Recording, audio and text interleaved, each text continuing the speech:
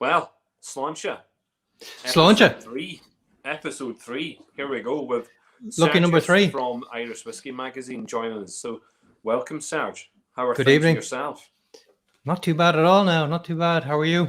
I'm very good. Look, I've given you the expectation of tonight, which is that we might not have anyone join us for the live stream.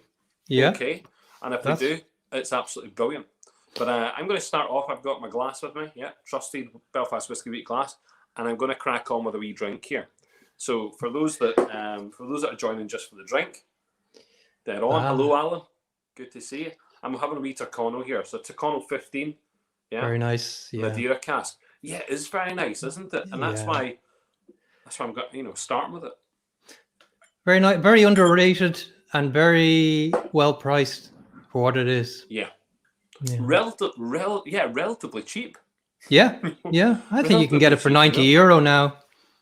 Brilliant. 46% alcohol. Yeah. Just love Cooley stock. Cooley stock's just so good. Yeah, they got some good stock, all right, and the finish on that is amazing. So we've got some people joined us already. There's James. Listen, how are we, James? Yes, good evening to you. Evening, Shamini. How are we, John? Ian. Yes, Tomo and John. Yes. Look, we're just here for the crack, but tonight it's showcasing Irish Whiskey Magazine. Very important that we talk to Serge about Irish Whiskey Magazine, and I suppose probably get an insight into Serge, because Serge is so used to quizzing other people. He's been very manipulative, and getting people on and making them sit there for an hour and a half, channeling their inner demons. We've had some really good discussions on your show. The little podcasts that you've had have been absolutely, full of fact, full of, great people with great stories. But Serge, you've got your own story, and maybe we don't hear that. Maybe we don't hear it from your own stuff. So it's just good to get yourselves out tonight. Perfect excuse for a wee dram. Absolutely. Why not? Yeah. I don't understand why we stop it on a Saturday night. So Serge, tell me why Irish Whiskey Magazine came about. Like, what was that all about? What was that all about? That was a moment of madness, possibly. but no, look, I've been interested in Irish whiskey for a long time. I've been around it and been interested in it. And, I was finding that the more I wanted to delve into it and learn, the more kind of sidelined I became. It was very hard to get the information that was straight up and grassroots stories. So, a lot of other magazines, of course, cover Irish whiskey, but it's not the predominant whiskey that they talk about. Certainly, it's become more popular now, more of a talking point. But I just wanted to share first-hand stories of what's happening in Irish whiskey, grassroots stories. And I think we can tell our own story, and not have somebody else tell our own story for us. So that was the motivation behind that. There's a dedication level, isn't there? It's a magazine dedicated to Irish whiskey and the industry, the spirit, and probably the people, the community who make that happen as well on the ground. So what I get from your magazine, Serge, is I get a hell of a lot of information, but delivered with probably some of the most stunning graphics that anyone can see in any magazine. And with real passion, lots of people giving lots of different stories. You really have brought together lots of people, a plethora of people to talk about stuff. But I want to know why you, like, why not someone else? Why wasn't it, why wasn't there someone else thinking about Irish Whiskey Magazine? Why was it Serge? What did Serge, what was in the brain? Like, what was going on there? Yeah, it's a fair question. I suppose, we started maybe at the beginning of when the resurgence was really starting to pick up. So that's 4 years ago. But funny enough, I had registered the domain about 3 years ago, and it was just a question of getting going and doing it. And I have an interest in graphic design, I have an interest in photography, I have an interest in nice layout, and I was thinking, why can't we bring something different to the magazine space? an Irish whiskey magazine could be a bit more contemporary, could look nicer, could bring cutting edge graphic design, and really it's a platform for people that are enthusiastic to tell their story. And that's really what I want to deliver. I wanted mostly more than anything else for people to take a bit of pride in what we have in Irish whiskey, because yes, we produce great whiskey, but the surrounding stories around that are just as interesting, if not more interesting. And I just wanted to create a platform for that. Good. And it wasn't I think there. We're all thankful for that. We're genuinely thankful for it. I mean, I'm sipping on here on the, I'll just put up to the camera. I don't think I did that properly, but I'm sipping on this right now. Okay. And do you know what? Cooley has been in the hands of the Teelings, and then it's now with Bean Suntory. Yes. And it's somehow, still managed to produce and give us some seriously good liquid. We don't normally talk about Tyrconnell. It's not a name that crops up continuously. No, it doesn't. It doesn't, and I don't know why, because it is an excellent whiskey, and I think one of the difficulties Tyrconnell had is because it was such a dominant player. The Cooley distillery was, so there was IDL and there was Cooley and there's Bushmills, and Cooley were the only ones really creating third-party bottlings. And it kind of got the reputation of another Cooley, which I think is a terrible disservice to Cooley itself. We have a lot to be thankful for what they've done. They brought some fantastic whiskey. They brought some very approachable, even if at the entry level, people have to start somewhere. Yeah. So I think we should be very thankful for what they did do. And they did introduce more competition. That's it, and that's what they have done. And I think a lot of times we skip Cooley, because we're used to, some really, don't get me wrong, some absolutely fabulous product from IDL and some great single malts, and indeed their blends coming from Bushmill. So we tend to ignore that in conversation what comes from Cooley. I'm a champion of Cooley. I just wish Cooley, wanted to give all the whiskey to me that they make. Like I would just have it, constant. It's just a constant source of my happiness, And I do mean that. There's a lot of great brands out there that have managed to make a name for themselves using Cooley liquid. Well, look, I think they are starting to make a comeback. There's no doubt. I can see a lot of interest in some of their historic bottles. You just have to look at some of the auctions and see some of the prices they're fetching. And rightly so. They are fantastic whiskies, and they were, first single grains, first peated whiskey. Well, exactly. Within a generation, anyway. First, in a generation. First peated Irish whiskey in a generation. That Connemara range is superb. There's not a fault for me in the Connemara range. I genuinely have loved most of the expressions. Maybe I was going to say that the reintroduction of the Turfmoor, maybe the watered down version of Turfmoor isn't my favourite. Yeah. And potentially, the new 12-year-old isn't my favourite, but everything beyond that cask strength is unreal. The absolutely, and the Bog Oak one as well. That was a great one as well. Yeah, Bog Oak. Yeah, if you can find one, Serge, if you can put one into your cabinet, if you can. I have one somewhere stowed away somewhere. Yeah, somewhere stowed away. Well, it's actually open, so it's about. Do you know what they have? And why I'm kind of talking about Cooley when I've got you on here is you've given us something we should, as a community, be thankful for. That magazine, genuinely, yes. I mean, the paper copy, the copy that we have in our hands, the one I'm still waiting on, is absolutely fantastic. And yet, this online dynamic. I mean, you have the ability now to put all of those stories and all those beautiful colours, pictures, and those advertisements from all of your your different distilleries and brands onto the internet for people to go and read and be. I suppose there's a period when you can just down time, just relax, and I tend to find now that a good book is a good book. This magazine is a book. It is. Yeah, it's been described as a bookazine. Is the term that they use that's now? That's a lovely word. Is that a real word? Because if that's a term now. Well, then that's what it describes. Because actually, quite seriously, it keeps me, it keeps me intrigued. That's interesting. When a book keeps you intrigued, and the magazine keeps you intrigued. It's not like you flick through the pages going advert, advert, advert. It's not that. It's not even that type of magazine. There isn't that plethora of advertising. It is stories. It's conversations. It's people, putting in a lot of effort. Those writers that you have, and a mixed array of writers. I know there's a couple even on tonight just saying hi. Like, that's really cool, because it's people within the community who are writing within the magazine, and that's lovely. We've got real, we've got real people talking about real stuff. Just saying, there's a lot of people just saying hi from all over the place. So yes, Nicholas, hi, how are we? There's David from here. David, just noticing you just popped in, so we've got David from I noticed a few of the names there. All right, yeah. Kit Charles, great. Bottle openers. This bottle was opened a couple of weeks ago, of course, 100%.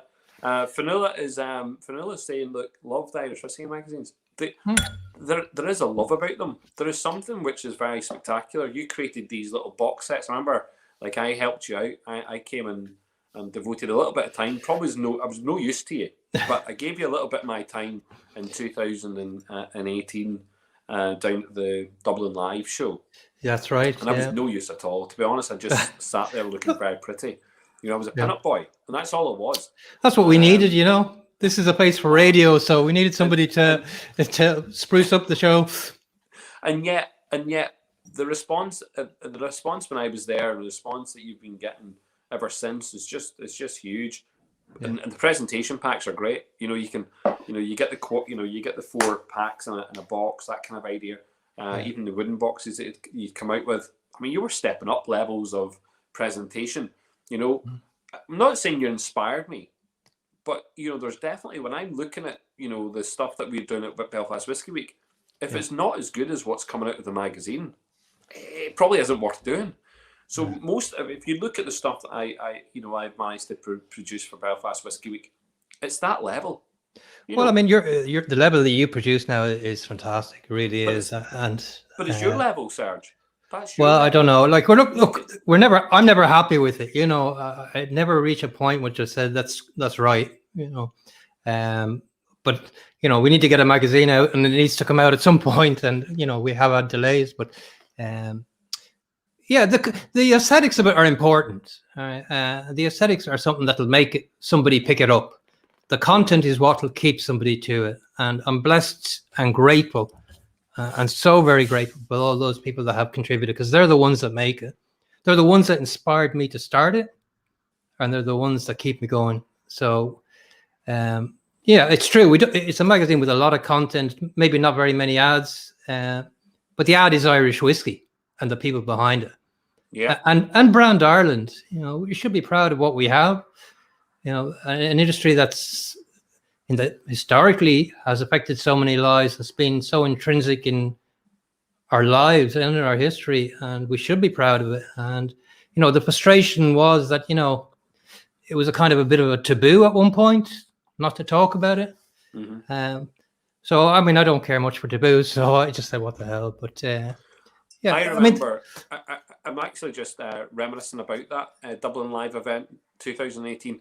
And I remember you saying to me, you said, here, there's an R magazine here. I was like, what? There's an R magazine? And I was like, what are you on about? And there is another whiskey magazine, the whiskey magazine that everyone will probably be accustomed to in the world of whiskey, knows that there's this whiskey magazine. And yet, I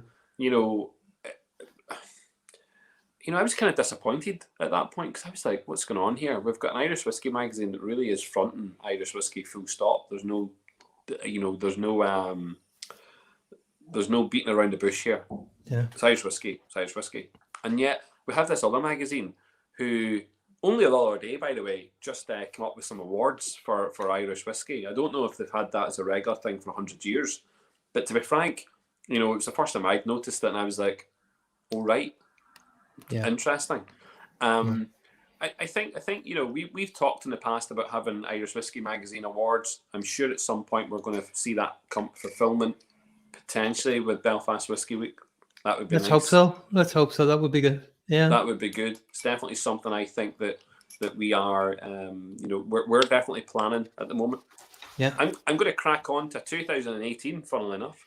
That's sitting right opposite me now, that one. So yeah, I might go and make which one did you get there? I've got 5,040, right? 2018, 5,040 of 5,175. I was getting close to the cutting end. Cutting it close. I know. But yeah, lovely drop from again a whiskey that I think is fantastic value and really underrated. Yeah. And I love the branding behind it. Absolutely brilliant. No, really good. Really, really impressed with that. We're spoiled for choice now. That's the problem. We've gone from the 46% up to the cash strength. I'm just reading some of the chat there. Rab Toner, yes, good to see you, Rab. How are we? Cheers for coming on. And David, you need to go and get yourself a new battery. Here, Sarah from McConnell's there. She's just saying. I see Sarah as well. Yeah, she needs to get a camera like yours. She says. Is your camera good? Must be good. I don't know. It's not. That's the problem. I don't need a good camera. I need a camera that's very blurry, and then we don't need a sharp. I don't need a high res one. Get rid of that high res. I'll be doing 1 pixel by 1 pixel, and we'll go. But yeah, look, it does the job. It's great. Where does the inspiration, Serge, come for these front covers? I mean, that to me, it's a massive thing when you look at a magazine. I used to be obsessed, even as a kid. I was obsessed with magazines, comics mainly. Yeah, I was big on comics. Loved that. And then I kind of moved into I suppose when I got a little bit older in my teens, I really moved into car magazines. So it was all about car magazines. I couldn't drive. I had no way of getting a car. I was poor. That wasn't happening. But I just wanted all these cars that were done up. I wanted a Peugeot 306 that got some sort of Porsche engine that got put inside it. 306. You're showing your age there. You're showing your age there, Paul, with the 306. But the whole point of those magazines was what drew me in was that first picture, that first, what car is it on the front? I want to go. There's so many car magazines that I could, you'd be very hard to pick one knowing exactly what was in the content. It was the picture. It was that first picture. So your front covers, this inspiration, what is the crack? Yeah, well, look, like I said, I like my photography, I like my design, and I've been really fortunate to work with some very talented graphic designers, some fantastic photographers, and sometimes you just get a photo that captures you, and I'm very conscious not to put advertising on a cover, and maybe that kind of actually opens up a more artistic route by not having to tie in with a brand or a particular bottling. So none of our magazines have a brand on it, and that's quite conscious as well. Sometimes you wonder life would be a lot easier if we could just put a person in the distillery in front of their own stills. But look, a lot of thought goes into the covers, and I must mention, our photographers at the beginning, David Skura, and our graphic designer Radic, and now I'm working with a guy called George Nimas. These are talented people, and without their efforts, and their skills is not only in doing what they do in producing beautiful photos, it's trying to get your vision as well onto paper, and they do that, and they do it brilliantly. So, do you know what it's a strange one for me, Serge, because when it comes to design, I'm not personally. I don't think I'm overly artistic. I don't think I'm totally, flamboyant. Certainly not by what you've done. No. Sorry. No, not by what you've designed. I mean, what you've delivered with the Belfast Whiskey Week packages is fantastic. But you know what? It's a funny thing, right? I go to my hairdresser. I don't mind calling Pierce out. I've known Pierce for, I don't know, maybe about 10 years or something potentially. And I would go to Pierce and I say to him, I sit in the chair and he says to me, first thing he says is, Paul, what do you want to do? And I turn around to Pierce and I say, listen, lad, you do what you have to do. Aye. I'm not a hairdresser. I know nothing about hairdressing. I'm not going to tell you what to do to my hair. Just you do it. Yeah. And for years, that's the expectation. I go in, he's very good at his job. He does what he needs to do. Yeah. That's brilliant. Yeah. It's the same with the designers that I've worked with. I always say to the designer, listen, you're the designer. You start thinking about these things. Oh, but what's your concept? What's your master plan? What's all this? I'm like, do you know what? Yeah. I'm very basic. See if I don't like it, I'll tell you it's shit. Yeah. Yeah. You need to have a People good like eye. what they see. You do need to have a good eye. Yes. You need to have And a good eye. and do you know what? I'm blown away by those. I'm just looking right above your head. I'm looking at all those great pictures because they are just. That's what they are. They're iconic scenes. They fill it with the apron. Is Oh yeah, iconic. I don't know how many yeah, times I keep on seeing that image. You know, and yeah. it's on. You know, it's because that magazine sits in my house and I read that magazine. But it's just an iconic image. You know, Yeah. and here your wee fella from a Dare Manor. It's a Dare Manor, isn't it? Yeah, that's right. Noli Like, from Adair Manor. yeah, I Yeah, can't see him up there. He's a lovely wee chap. oh, Absolutely, it's fantastic. such a And I'm delight. delighted for the hotel as well to get an award there recently. Mm-hmm. So yeah, look, I mean that's an iconic. I just think it's a beautiful photograph. So It is. It is. Um, They're great photographs. They are absolutely fantastic. yeah, And do you know what? Given the credence to those photographers, I see a lot of pictures. I mean, Instagram now is just, isn't it? oh, It's it's a just gallery. Yeah, it's just a gallery. It's just constant. You know, you can go around and see pictures that people are taking and stuff. And I just think it's great. But images for me say a lot of things. absolutely. And actually, a lot of the times, and even though that you do have great content in terms of the actual verbal, you know, the written stuff, you know, sorry, that's in there, and you know that you know, conversations that are now on paper, the images say so much to me. Yeah. And sometimes I'm looking at some of those images, going, right, you know, I get a big story. The man, your farmer standing here in the field. That was just, and you know, that's probably, you know, one of my favorite covers of the lot, because that's shot as it was. That's not in any way photoshopped or lightroomed or anything. And it was just that moment. Now, the one mistake we made with that one, I would have loved him to have a glass in his hand, and it would have been a classic photo. You know, a small dram in his hand, and that would have been. You can imagine that picture being the advertisement. I know it's not an advertisement for anything, but I can imagine that being an advertisement for Waterford. Yeah, yeah. A picture, an image like that. Very iconic to me. It's very iconic. It's an iconic image. Well, we were looking at the weather that day as well, but yeah, I think it was the one glimpse of sunlight we got that day, and it just happened to come out. But look, the covers are good. I think, you know, we've taken a bit of a change in direction in the last couple of covers, I suppose. You know, and I'm really delighted with the last one because it's a chance to showcase an artist as well, a local artist, and you know, Danny Simpson. You know, she produces just some fantastic work, and if we can get local good talent to produce covers, that's what I'd love to do. I mean, we were trying to get the colleges actually, because you know we're based in Dunleary Tech College, the art college here. You know, and we're always looking for somebody to produce something out there, something different. Yeah. And so, you know, we try and get local talent where we can to do something new. I think that would be really nice. Yeah. And that, do you know what? That's very similar, Serge. You know, to my personal, I suppose, you know, one of my businesses. I have this thing whereby in the dental practice. So those that know me know that I own a dental practice, and although I'm not a dentist, let's put the caveat there. But we have 4 surgeries, and in those surgeries, there's a wall in each surgery, Serge, which I dedicated when I designed the place. Yeah. So when I designed the place and we got, you know, had it built specifically, there's a wall in each surgery which is pure blank. There's nothing on it. There's not even a socket. Nothing. It's a white wall. It's a white canvas. Yeah. And this year, 2020 was the year we wanted to go out there and get those canvases, you know, done. Yeah.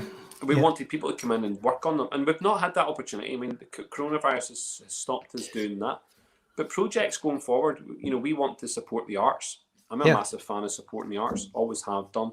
We'll support just about every project, film projects, drama projects. You know, commissioning work for you know, local artists to do is big. Have done it in the past.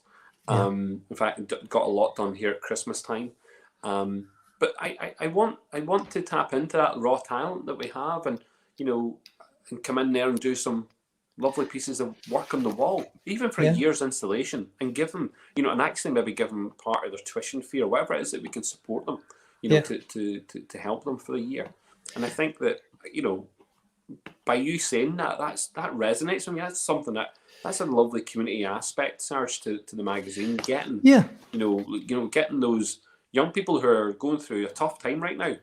Jesus, they're going through a tough time. People who are studying right now, they're having it very, very difficult. And especially those artist types, they really need that.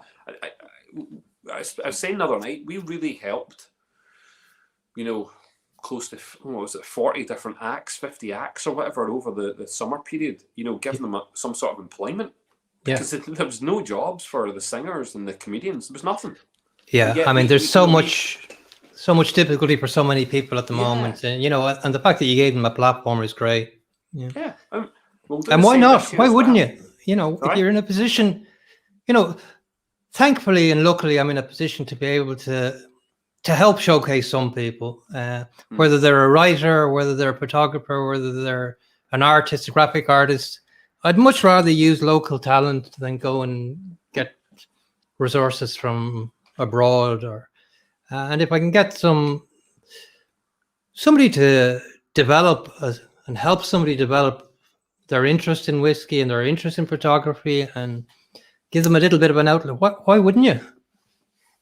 You're 100% right. I'm just reading some of these chats here. We've got Kit Charles is saying that it's not my hair that's the issue. It's the frickin' beard that needs sorted. Listen, I have not seen Pierce, my hairdresser, for now over a year. I've cut my hair myself, done it myself. I've tried hard. Seen you try to look at 6 different mirrors to try and cut a hair. Does your head on.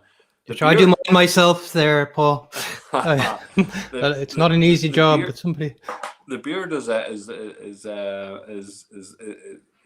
just barely manageable. Listen, I'm having an RV drink, so I just want to move on to the friend at hand. Oh, the friend at hand. This is the friend at hand cast strength. So 13-year-old is Bushmills liquid. Yeah. Okay. 55%. Really stunning stuff. Is that one of the later ones, Paul? Is it? So this is number 8 of 13. So there's 13 releases at the moment. I think we're at 11. At number 11. I tried some of the earlier ones. All right, yeah. Yeah. So it's just bourbon cask, but at cask strength. So 55%. I think a lot of people, when they taste this, are blown away by what a cask strength Bushmills tastes like, because there's no core range Bushmills cask. Look, the reality is people are always looking for the new thing or the next thing or something different. Whereas, I love to see the innovation and development that's happening, but I'm quite content with some of the products that are out there that are producing consistently good whiskey. So, and all these distilleries, these new distilleries, have the same challenge: how to make themselves stand out and how to be innovative and how to be different to the rest. And that's the challenge they have. But I mean, being different, you have to be good and different. Yeah. Indeed. Serge, tell me this: what can we expect? What can we expect from the magazine this year? I mean, you're going to continue with your podcasting, yeah? That's a key element now. The podcast is a key element, yeah. Look, while people find it interesting and people are responsive and I'm enjoying it, and it doesn't take up too much time, yeah, I'm going to continue on it. I mean, there's a finite number of people that you can talk to, although that's consistently growing. So, I mean, I have enough people for the rest of the year. That's not going to be the issue. But my main focus is the magazine. And this year, last year was a challenging year. This year, we've kind of said, all right, hell or high water, we're bringing out the 4 issues and that's it. We're going to be on time. And thankfully, we've got the resources to be able to do that this year. So in terms of getting a magazine out, look, you could bring a magazine out we could bring out a magazine every month. And the content is there. The opportunity we have with doing it every quarter is to be able to filter out the ones we like and the ones hopefully our audience like as well. Yeah. But look, I mean, that might be a change in the future, is that it goes more regular. That's interesting. Every 2 months or maybe every 2 months might be something. Wow. And why not?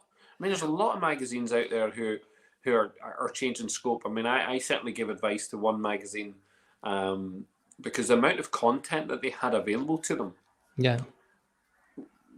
was just huge. And I kept on saying, well, listen, you've got that amount of content. People will, particularly when it goes electronic, people will pick up on it on a more regular basis. So if you're only launching, if you're only doing a quarterly, maybe, twice a year publication, actually, if you were feeding people monthly, your readership are going to be more contained, and potentially, do you know what I mean? You're going to have maybe a lot more of a revenue potentially from your, It's a hard one because look, our biggest cost, other than printing, is postage. So, if I'm paying €5.70 to post a magazine internationally, there's nothing. There's no. In fact, we're operating at a loss. But thankfully, with the support of the advertisers that we do have, and hopefully we'll get a few more going forward, because there's not many magazines out there with 116 pages and only 12 ads. It's impressive. Look, it's a book. It is a philosophy that we don't want it full of ads, but we do probably need to double the quantity of ads that we have just to be able to finance it more comfortably. Yeah, and well, I think that's very honest, Serge. And I think that what's honest there is that we've got, 12 ads. No offense, to the industry here. So if anyone in the industry, perks their freaking ears up, maybe comes on and listens to this program at least once, I don't really care. What we should take from this is we have an industry magazine, really, an Irish whiskey magazine, which, is serving the industry insofar as that it is continuously talking about Irish whiskey, continuously talking about the history of it, because we've had a lot of times when we've had Finn O'Connor writing about stuff. We've had people talking about previous brands, but more importantly, we're talking about brands, that are here just now. We're talking about whiskies that are here just now and whiskies that are coming. And I think that, we have, no offense, if there's only 12 spaces or 12 advertisements in the magazine, well, we have 4, maybe 5, maybe 6 times that amount in brands. Yeah. Not distilleries, but in brands. Yeah. There's shitloads of brands. Loads and loads and loads and loads and loads of Irish whiskey brands. Loads of them. Now some of them maybe are owned by the same company continuously, and that's perfectly fine. But at the end of the day, there's a lot of people who need to be, as the industry, supportive of the magazine, because actually as a consumer, and everyone who reads it, we're getting so much from it already, and yet maybe they're missing a trick, Serge. Maybe they're missing that type of market. Really they could focus their attention on local people particularly, but your readership is global. Your readership. The vast majority of the magazines go abroad. The vast majority go abroad, but I don't want to be pointing at fingers at any distilleries or any brands, because it's obviously a fault on our part of not conveying what our magazine is about, or conveying our readership, something there that is not aligned with with the message that they want to hear. So any brand of course wants to have a mention in the magazine, and we're very adamant, and I think I've made it really clear, and I don't know how many times I can say it, that no content is paid for ever. Sometimes they'll pay for our travel to get to a location, but in terms of actual getting paid for content, as far as I'm concerned, that would just completely lose any legitimacy we have of an independent production. Now, we're very grateful and very thankful for the brands that have helped us, and I'd like to think that we support them, but we would be supporting them regardless. And it is that. Hopefully things will develop. And I don't think it's for the magazine to be critical of the industry. That and certainly not yourself, Serge, but it's for people like me. It's for the consumer to highlight and just to prod and maybe just poke and just say, listen, as a consumer, we want to see the magazine, because actually, if I want to be kept abreast of the newest whiskies that are coming, then actually I get a lot from the magazine. I might get in a lot of Facebook chat. I might get in a lot of WhatsApp groups. I might get all that bollocks. You know what I mean? That people are, chatting about, and they're like, "Oh, do you know there's only 400 bottles of this, whiskey coming?" Yeah, great. I actually want to know a wee bit more about that. I want to know where these guys are, where are these guys coming from? What's the brand all about? What's the sourcing of this, liquid? Who's behind it? Who's now taking on ownership as the blenders and the bottlers here? Who are they?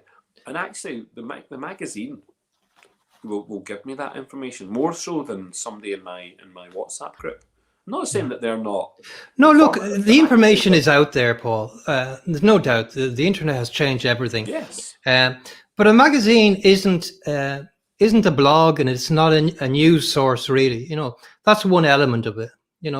We have a section there where we have the new releases, and that covers 4 or 5 pages, and it gives a little bit more information. The magazine is about storytelling. It's about branding Irish whiskey. It's about branding Ireland and the people behind it. And if we wanted, it would be very easy to fill the magazine just with press releases. No problem. That's what. This is what tonight's conversation was about, Serge. That one line that you've just given is what tonight was about. I want to get your understanding of your magazine and what Irish Whiskey Magazine is, and that was it. It's not an advertisement specific based on the new whiskey of the week. It's not the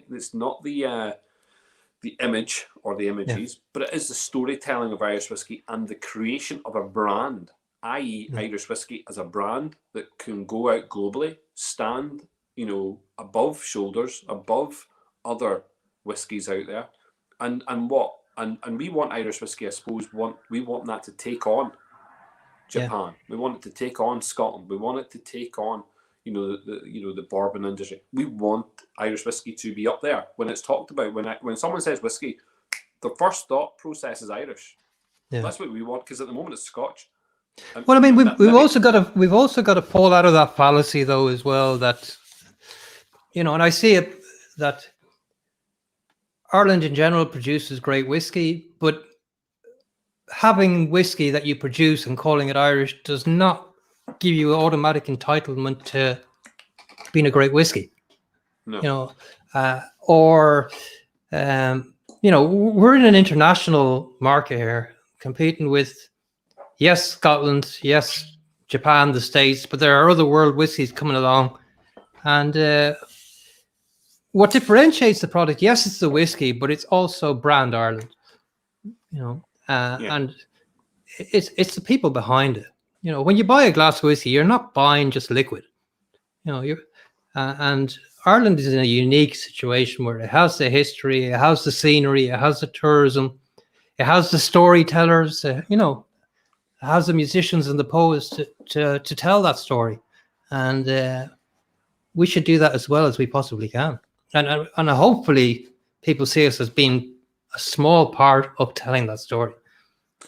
That's good. I like that, Serge, because that to me, that's very intimate.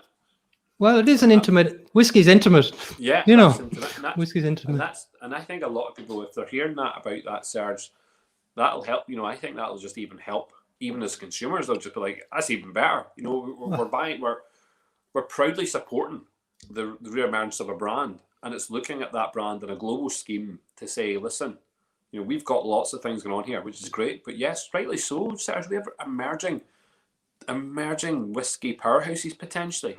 England, people are blindsided by this, blindsided by the fact that England have just so many new distilleries coming through. Look at Tasmania, look at France, Germany, Iceland, Sweden. Never mind Japan, and China will be producing their own soon too. Don't be mistaken. Could you imagine? It's going to happen. Well, we know there's more whiskey produced in India than anywhere else in the world. Is that still the case? I mean, do they produce the most amount of whiskey? And yet they consume and produce the most amount by a factor of 3 or 4. Yeah, but it might not be the most amazing. I mean, some of the it's all of it's molasses-based whiskey, Yeah, and fine. The bespoke distilleries. I mean, Paul Jean. That stuff's great. Yeah. Look, there are some fantastic ones. Look, every country has, I would never discredit any particular country's whiskey. I think in Ireland, we're fortunate we have great raw materials, with great history and great knowledge, and a great tradition, and that helps to produce some of the best whiskey in the world. No doubt about that. You're just too, that's very diplomatic. So for me, No, but there's some whiskey you don't want to go and drink. So if you've ever like drunk whiskey from some countries, I can tell you what they are. They are. I can tell you that I think I know some of the Don't ones drink you're them. thinking of. Don't drink. But them. equally, I can drink some terrible Irish ones if I look for them. Now, Oh, thankfully, they're in a very, very small minority. But you know, like a famous quote I gave, because it is famous. I said, you know, and I made it quite clear at the time. It's very difficult to ruin a Bushmills liquid. It's also very difficult to ruin a good coulis. Yeah, I will agree on that. I'd agree on that. I've seen it done, but again, I'm not going to mention any. I'm not going to mention. That might not be. Look, I love all the whiskies that advertise with us. I think they're fantastic. No, but you know. Well, you know, I have my preferences. Listen, just when you're there, Serge, we're gonna. I brought this out there. I was on with Barry Chandler, Stories and Sips, great American audience that it has. I was on there Friday night with Sarah. She was on also talking. I was way past my bedtime. Yeah, listen. I've seen it since. Now, it went on from 12 o'clock midnight. I came on about 1:45. I didn't come off until 3:15, and it was a long program. And we got through a hell of a lot. We talked about Belfast Whiskey Week. We really, you know, went, you know, to town with it. We talked about Belfast. We just talked about how amazing Belfast is. But, you know, a couple of things. First of all, Irish Whiskey Magazine has been a massive supporter of Belfast Whiskey. Massive supporter. There's a massive amount of support that you've given. You've definitely given the time and effort to believe in what I've been doing here. And I think that I really respect that. And I'm glad. Look, Paul. I mean, from the minute I heard of the concept and saw how it was delivered, it's exactly what we're in line with. You know, it's the same as our narrative. It's trying to share great whiskey and great whiskey experiences with people who may or may not be enthusiasts, and delivering that on a worldwide stage. Why not? Absolutely, why not? And you've done that, like, and not to blow smoke where it gets dark, but you know, you've done that better than anybody else has done, and I would say on a global scale, I would say that. Well, that's right. That's very kind of you. No, genuinely. Was not expecting any praise tonight at all. Sean Kingston from Ausland. Sean, good to see you. How are we? Sean Kingston. Hey, I can't believe he was. What time is it there? What time is it there? 1 minute living here, and he went back to Australia. I'm missing him. I miss the guy. We had this. I popped this up on Friday night. Have you seen this yet? No, I have not. Is that a new release? This is the 1808. It's a new release from Dunville. Oh, yes, I heard about it. Yes, I've heard about it. So, yeah. Yeah. I mean, look at that. It's class. Yeah.